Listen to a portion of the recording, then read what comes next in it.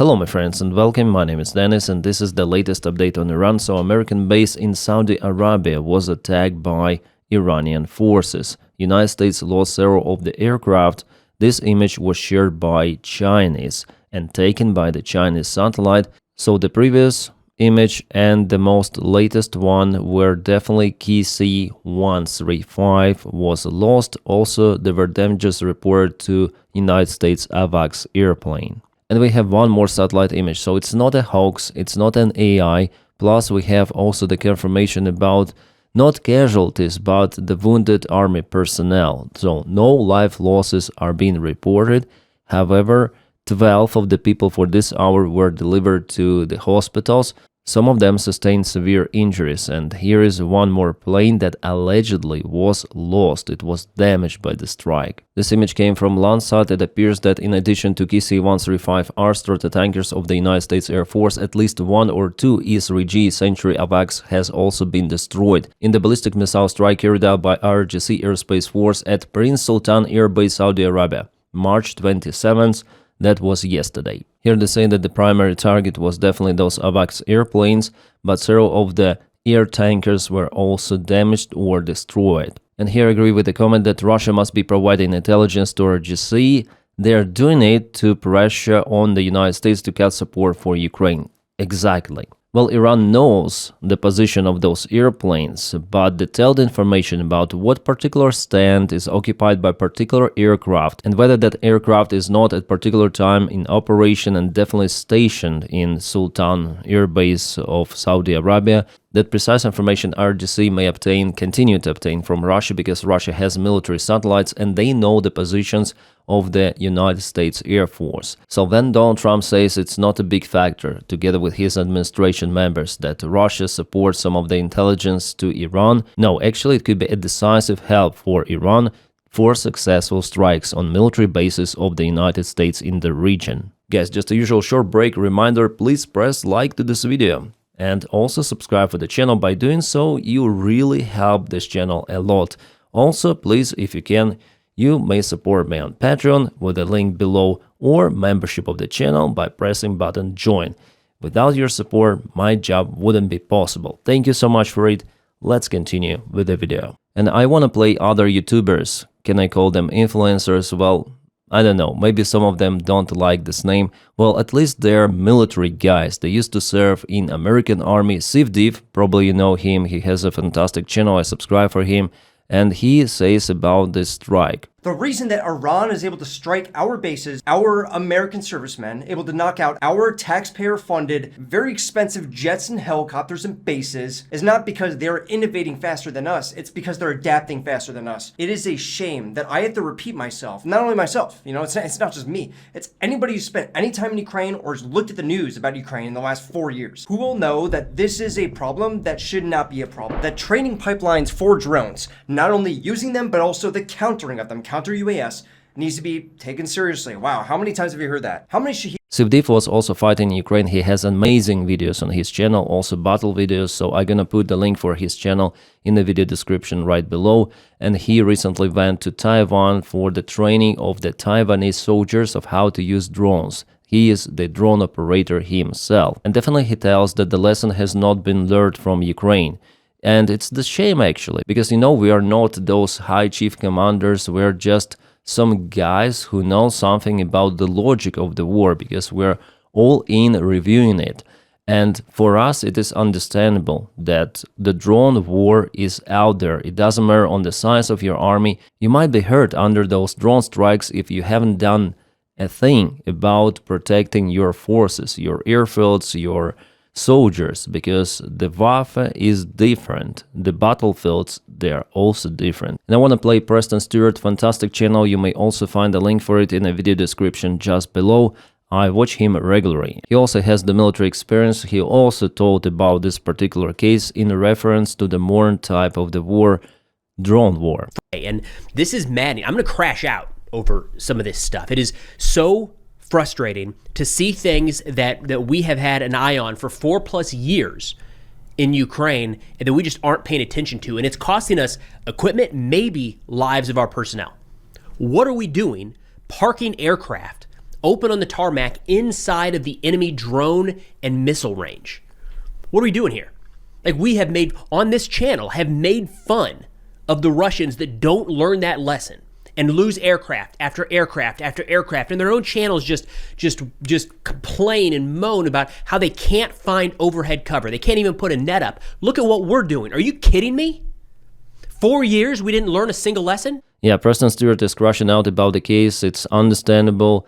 Well, could there be an alternate not to park those airplanes in this Saudi base? I guess yes. I think that the United States are using their fighter jets just from the aircraft carriers, and it is good because air carrier, it may change its position and you cannot really precisely hit the carrier with ballistic missile or with a Shahid drone because it is not really a stationary target, and I'm not sure whether Iran has the technology to FPV control Shahid drone flying for such a long distance. I think it is only possible with the help of constant internet connection, which is achievable with something like Starlink. And by the way, Russia started to launch their satellites, the analog of the Starlink, but for them it will take some of the years to really establish their own limited internet connection just for military purposes.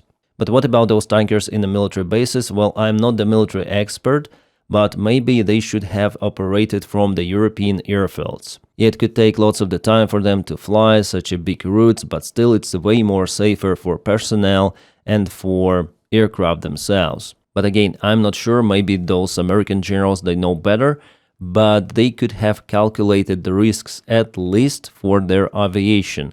And it was a ballistic missile strike. Ballistics is usually been intercepted by THAAD or Patriot missiles.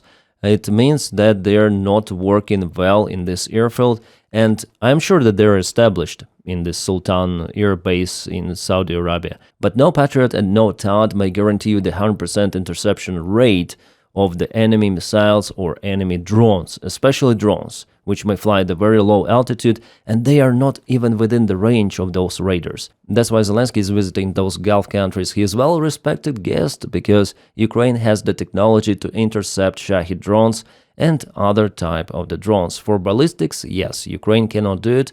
It is only accessible with advanced Patriot or THAAD systems. Well, here, as it was mentioned, it was probably a ballistic missile which was not intercepted. About the hangars, well, those could be huge for those airplanes because KC-135 and those AVAX airplanes, they are definitely enormously large. But I think that some of the temporary protection could have been built, some of the masking nets, I guess.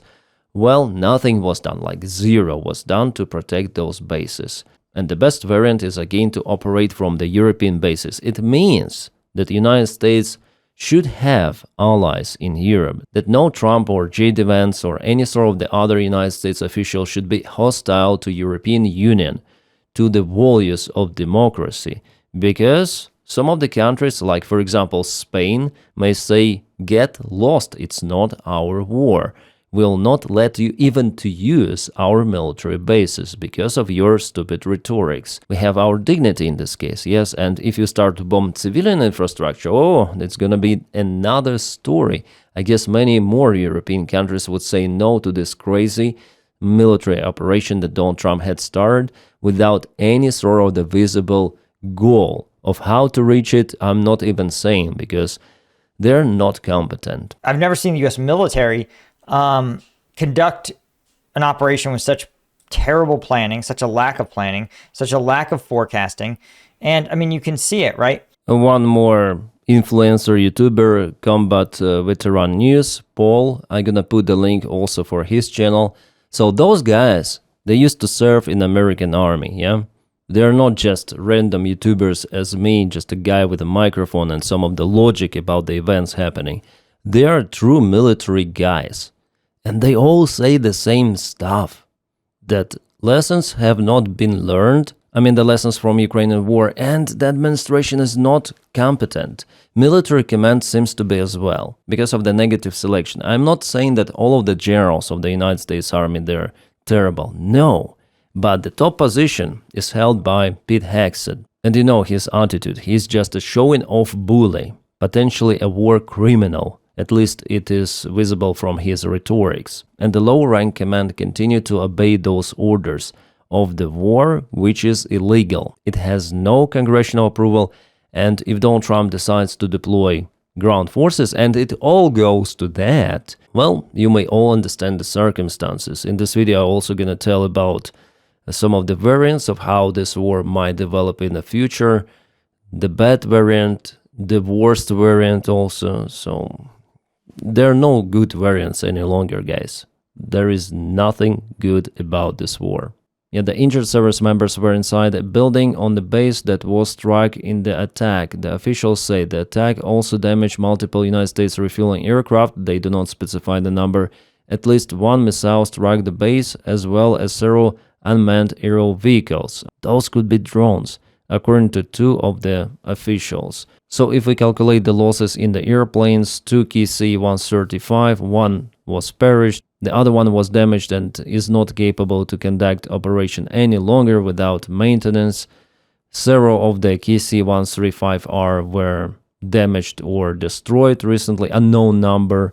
Maybe surveillance airplanes, as it is reported. One F-35 was damaged, returned to the base, and also require maintenance. Several of the MQ Reapers were shut down. So, and it's just few weeks of this operation. Yeah, it's not yet full landing operation. And if we speak about the air tankers alone, the United States lost so many, that it has never been like that, even during all of the campaign in Afghanistan and in Iraq. And you know, airplanes, they're quite easy to disable. Just a small shrapnel may penetrate the aircraft skin, hurt some of the sensitive equipment, and aircraft would require several days at least of maintenance, if not more. And if there are more of the shrapnel particles, it could take even few months. Depends. That's why Ukraine was also successful in disabling lots of the Russian airplanes on the Russian military bases, their helicopters and everything. It's easy to do, and I believe that United States Air Force lost quite a lot that day, yesterday. Hezbollah published one more blurred FPV drone video. Definitely this is the FPV drone. You may check out that the propellers are here even, and they hit probably some of the tank or vehicles. Maybe this is the truck. It's definitely hard to tell. No, this is the tank with the top armor protection. But against FPV, it doesn't really help. If Hezbollah has those FPV drones, it means that regular Iranian army and RGC, they have those too, in a bigger quantity. And I want to play you this clip. Yeah, it's about Donald Trump. Trump supporters will again say that I have TDS. Yeah, I have TDS, you know. I hate this guy. He's a freaking bastard, and if you still support him, you're the same. So yesterday it was a crazy speech of Donald Trump. Maybe he was under the drugs or something. He was kind of active and he was saying absolute complete madness. And let's listen what he told to the Crown Prince of Saudi Arabia. He didn't think he'd be kissing my ass. He really didn't. He thought he'd be just another American president that was a loser, where the country was going downhill. But now he has to be nice to me. You tell him he better be nice to me. He's got to be. But it was really something You heard that right. He told about the Crown Prince of Saudi Arabia who is kissing Trump's freaking orange ass. Donald Trump told it. Well, Crown Prince is ruling the country where American soldiers are located.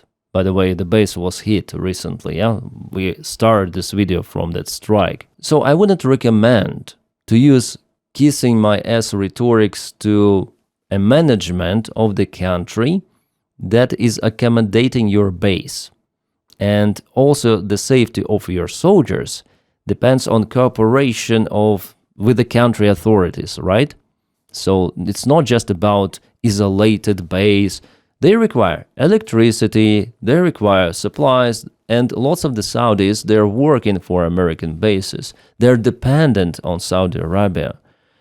I'm not even saying about those guys. I mean, you know, I may criticize Putin. Yeah, I may say he's the dumb fuck bastard, war criminal. I may say to Netanyahu the same stuff. I may criticize Donald Trump openly here, but you know, I will never tell anything about Saudis, about Crown Prince, and because those guys, they're unhinged.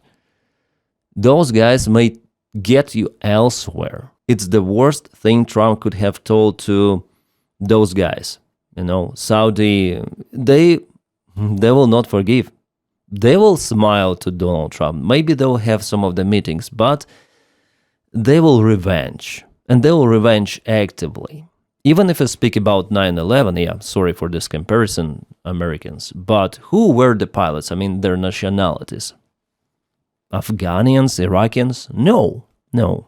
Google who they were. And we're not speaking about human rights in Saudi Arabia or something like that for now, yeah? And Donald Trump, he doesn't care. He doesn't care about those regimes. He is happy to, as he say, control the Strait of Hormuz with Ayatollah. By the way, he wants to rename a Strait of Hormuz for his name or the name of America. Yeah, those were the official news published today. But Saudis are now your allies in the region, okay? They accommodate your bases, they are responsible for logistics, they are helping. Not directly with their army, with their air force. By the way, Saudis, they have advanced air force, but they are your allies, at least for now. And if you want to mess up saying to the royal family like that, openly in front of everyone, you want to mess up with your current allies in the region, it again means that there is no freaking strategy. That you need to intimidate Ayatollah regime, not those countries who are now helping you. You want to make more enemies or what? What's the goal? Guys, this is crazy. President is out of his mind and he started this military campaign, and I see the steps for escalation. So the operation to take maybe even Hark Island, they will take place, I believe, in the coming days. Now, George Washington air carrier is going to the Middle East, plus the urgent maintenance jobs have already been done on Gerald Ford air carrier, and it already, as reported, exited port of Greece. The question is where it might go, closer to the coast of Israel to take part in this military operation, or for the further maintenance, for deeper check and overhaul. And totally, United States might have 3 of the air carriers, which is more than enough to cover the landing operation, which will of course bring more losses to the United States in case it is conducted, but it seems like it is an inevitable scenario at this stage, and it's the worst case scenario. Alright, Houthis have joined the war on the side of Iran, of course. They fired some of the ballistic missiles towards Israel. They haven't reached the goal. Israeli air defense worked well that time. But the real threat from Houthis are not the ballistic missiles. We understand it, yeah? Houthis are controlling this part of Yemen, and it is very close to Bab al-Mandab Strait. This is also one more bottleneck, which is crucial. It's crucial not just for the oil trade, but for the general shipping. It all goes through Suez Channel, then to the Red Sea and Bab al-Mandab to the Indian Ocean. Here it goes main gas and oil export, and partially oil goes from here. Strait of Hormuz is being blocked by Iran, just occasionally working for some of the vessels. And we understand that Houthis, if they already hit Israel, it means that they're up to cut this bottleneck as well. And that would paralyze the vast part of the global economy, around 40%, I guess. All of the Middle Eastern countries would be just isolated, no trade possible, and the commercial trade would go here, yeah, for this very, very bad route that would take lots of the time, lots of the efforts, and will make products even more expensive. So this is the perfect ground for the biggest crisis of economy in a human history. It has never been like that in the modern world. Then all of the markets, they're interconnected. No one has shut down oil and gas, entire Middle East and the world trade through the very important channel for such a long period of time. Potentially it could be a long period of time, as lots of the people predict. People, I mean experts, high-rank politicians, and those people who bet on poly market. For them, this war might continue for a quite long time, but whether our economy may sustain it, it's a big question. And the bad variant for the United States is to withdraw the forces and go back. I mean bad because Iran may still continue to strike its neighbors, it may still block the Strait of Hormuz. Well, maybe they'll release the ships who would like to pay $2 million per vessel and who are not associated with the United States or Israel, but it is just a partial and, by the way, illegal solution. Iran has no right to block the Strait of Hormuz. But at the same time, United States and Israel, they had no right to strike Iran, actually, according to the international law. So in the eyes of Iran, it also retaliates unlawfully, but they justify it for their own protection, and their tactics actually works. They blackmail not just the United States, they blackmail the entire world. And not just developed economies, Asian countries, they suffer now the most. They already have fuel crisis.